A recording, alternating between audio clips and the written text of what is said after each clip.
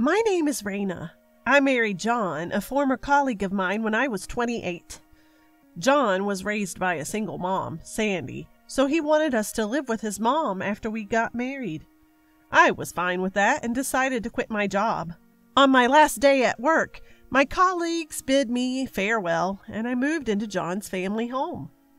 I thought disputes between mothers-in-law and daughters-in-law wouldn't concern me, but boy was I wrong when I started living with Sandy.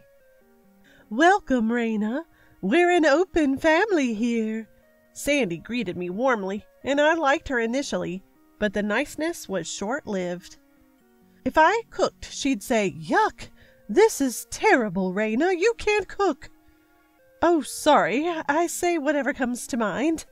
And if I took a break, "Raina, have you put on weight? Your back looks sturdy all of a sudden." "Oops, there I go again, speaking my mind." I wasn't gaining weight. I was actually losing weight from stress.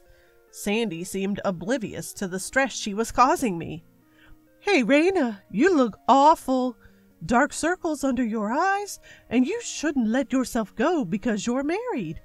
John might run away, especially since you're not all that pretty to begin with." Enough is enough. I'm not the most patient person. I've put up with this because we're family, but I was getting fed up with the constant jabs. I decided to stand up to Sandy. "I get it, Sandy. You're outspoken and you say what's on your mind. But if you keep telling me every day that my cooking is bad, I'm bad at cleaning, I've gained weight, or I'm not pretty, I might just lose it." Sandy, who was nibbling on a cookie while I spoke, seemed genuinely shocked that I'd stand up to her.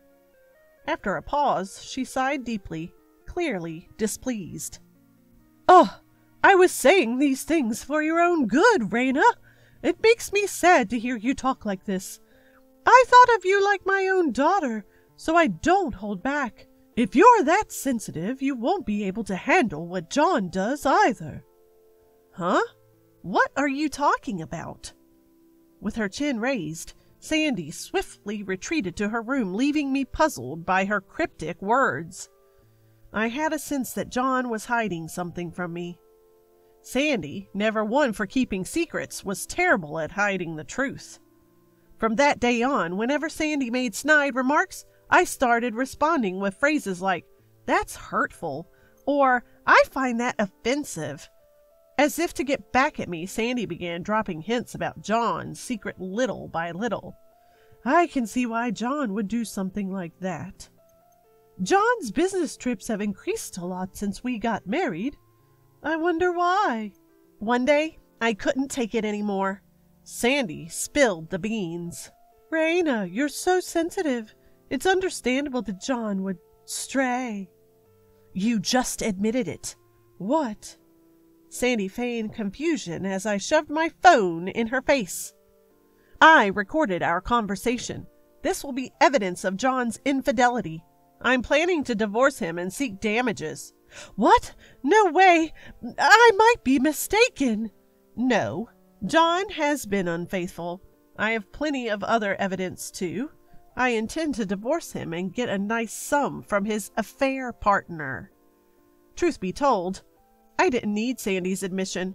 I had already gathered plenty of evidence on John, but I recorded her words out of a sense of revenge.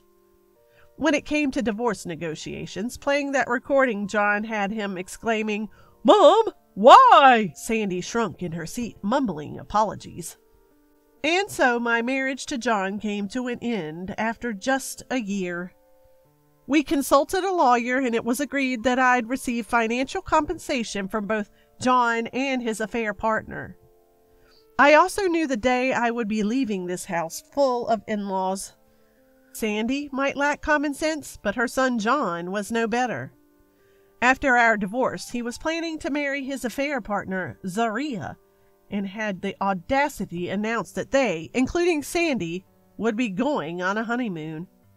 And they planned to leave the day I was moving out. Just as I thought I never meant anything to John, I felt disgusted toward him, Sandy, and his affair partner.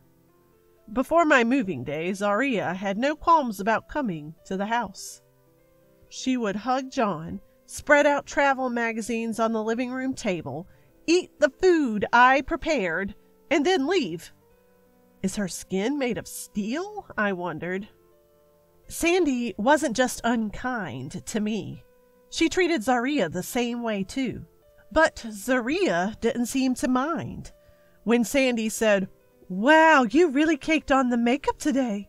It's a bit overpowering," Zaria replied, "Oh, my makeup is really on point today." I was shocked. Maybe you need a heart that strong to be the wife in this house. I actually felt a bit of admiration. Still, my days living in this in-law's house were a series of hardships. Sandy berated me, my husband cheated on me, and on the day I was leaving, no one was there to say goodbye. I was the one who should have been sending them off, not the other way around. Early in the morning, I saw John and Zaria ready for their honeymoon, and Sandy stood there with a smile. I was in a complicated emotional state, but I politely said, "Thank you for having me," and left. They wouldn't be back for a while, so I had time. However, I didn't have much to pack, so I was done in one day. I contacted my brother and sister, who offered to help me move. "We're on our way," they said, so I messaged John too. "I finished packing sooner than expected, so I'll be leaving. Thank you for everything." He replied instantly. The message came with a picture. John, Sandy, and Zaria, all smiles, were in a group photo. "If you've got time, why don't you clean the house too? We're off to enjoy our honeymoon," it said. That made me burst into tears. What was my marriage, really? I gave up my career for this, only to be treated like a maid and receive no love in return. Getting sent a group honeymoon photo with Zaria was the last straw. I felt so pitiful I started crying loudly. My brother and sister walked right in since I'd left the door open. They were shocked to see me crying so hard. "What happened? What's going on?" they asked, half panicked, comforting me. I showed them the group photo while sobbing about my life so far. My kind-hearted sister, Shell, even started crying and said, "You've had a really hard time, haven't you?" After a good cry, I felt calmer. I apologized for my breakdown and said, "Let's get going." I thought this was my final goodbye to the in-laws' house. But then my sister Patty showed me a photo on her phone. "Look! This wife her cheating husband by turning all his clothes inside out." The picture Patty showed me was filled with clothes turned inside out. "Gosh, that would be so annoying to deal with," said my brother Lynn. Patty chuckled like a mischievous child. "You should do this, sis. It's not like you're destroying anything, so you can't get sued. Plus, it'll be super annoying for them. This kind of revenge is allowed." I was blown away by Patty's suggestion. Right. I've had it rough enough to warrant a little revenge. Let's flip everything upside down, empty the drawers, line everything on the floor, I proposed, feeling like a kid again. Patty and my brother and sister Shell all chimed in. "Sounds great!" Luckily, we had plenty of time on our hands. Just like building a secret base as kids, we had fun turning everything upside down. During the chaos, Shell mentioned, "I found a bunch of boxes. Let's set up some dominoes." I was more than happy to join in. We lined up boxes from curry roux to medicine, creating a massive domino setup that reached up to the second floor. Patty was busy arranging flipped clothes and socks in a gradient around the room, nodding satisfactorily as if she'd finished a masterpiece. The neatly lined flipped clothes were so beautiful, I couldn't help but exclaim, "That is amazing!" While we were doing all this, my younger brother came in, holding a box of marbles and old toys. "Let's scatter some caltrops," he said. "Like in the movie Home Alone," we exclaimed. We then spread the marbles and toy cars all across the doorway. By the time we were done, my in-laws' house was a total wreck. It was as if we'd dumped out a toy chest, the likes of which I'd never seen. We were a bit tired, but the exhilaration outweighed it all.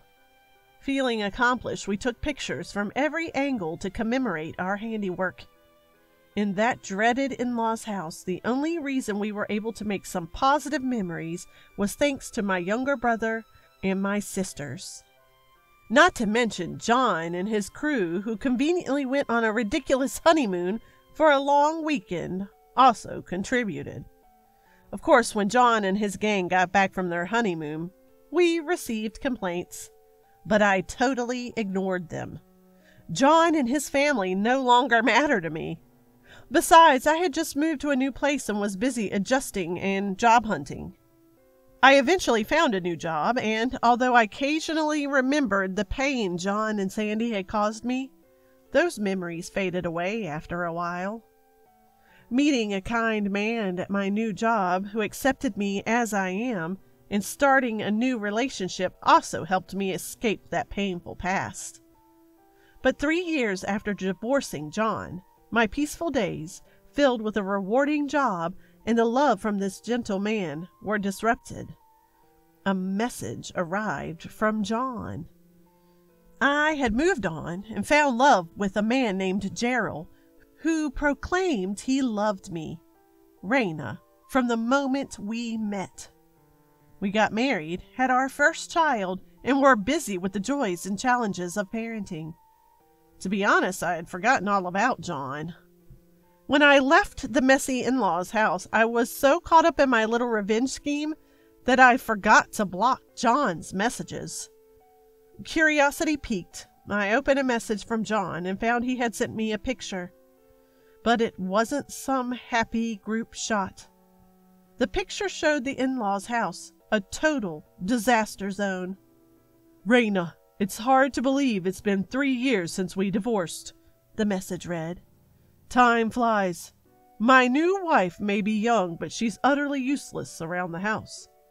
Fun to laugh with, maybe, but not someone to share a life with. I find myself thinking about you all the time lately. How are you? Are you happy? I pray every night that I can see you again." I burst into laughter reading this message that sounded like a desperate love letter, but managed to hold it in since I'd just put the baby to sleep. The state of the room in the picture was horrendous. You could see John's new wife, Zaria, sprawled among the trash, watching TV. She had put on a lot of weight. Nothing remained of the woman who'd gone on that ridiculous honeymoon. Sitting in the chair up front, Sandy looked extremely thin and frail, a far cry from the energetic bully she used to be. I was torn about whether to reply, but thinking about those days got me so riled up that I decided to have my final revenge and reply. "I'm incredibly happy now. My new husband is kind and really loves me, completely different from you. We're blessed with a child, and I'm fully committed to raising her. Your life seems a bit tough, huh? Your new wife has certainly grown, not in a good way, and Sandy looks unwell, almost like a grandma. Oops, sorry, I'm just a person who speaks her mind. My married life with you was horrible. The only fun part was playing pranks when you guys were off on your honeymoon. Don't bother thinking about me anymore. Enjoy your life. Bye." Having sent my fittingly outrageous reply to that outrageous family, I blocked John's messages. So I don't know what happened to John and his crew afterwards. However, years later, when I drove past the old in-laws' house, I noticed that it had been demolished, leaving only empty land. I can't help but think something must have happened. As we drove by the site of the former in-laws' house, Patty started to say, "Mommy, Uncle, and Auntie play games here like in Home Alone." But I interrupted her laughing. "That's a secret." And so we drove past the remnants of what was once the in-laws' house.